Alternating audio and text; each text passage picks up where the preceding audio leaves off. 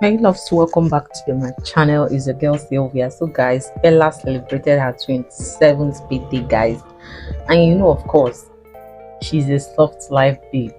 So her fans came through for her. They gave her 5 million naira, guys. 5 million. Then I'm talking about Rebel. So then the soft life game gave her 1 million naira. Like everything is just on the millions. You get. So girl has been having this soft life, and we all know that. One thing people don't know is that Bella doesn't like stress. As in, I noticed that from the house, and she has been enjoying her life. And the places Bella have gone to that you may not know as well. So Shegs, the love of her life, also sent her message. You can see that on my screen.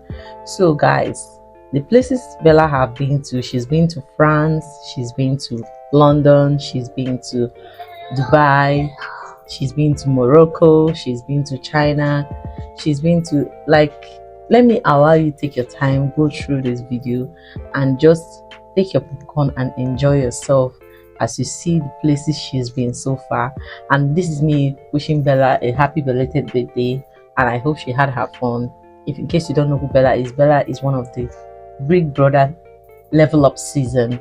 Yeah guys, so enjoy yourself. And if you're new here, please kindly hit on the subscribe and notification button. Let us be friends. And if you're an old subscriber, thank you so much for always stopping by. See you guys in my next video. Bye guys.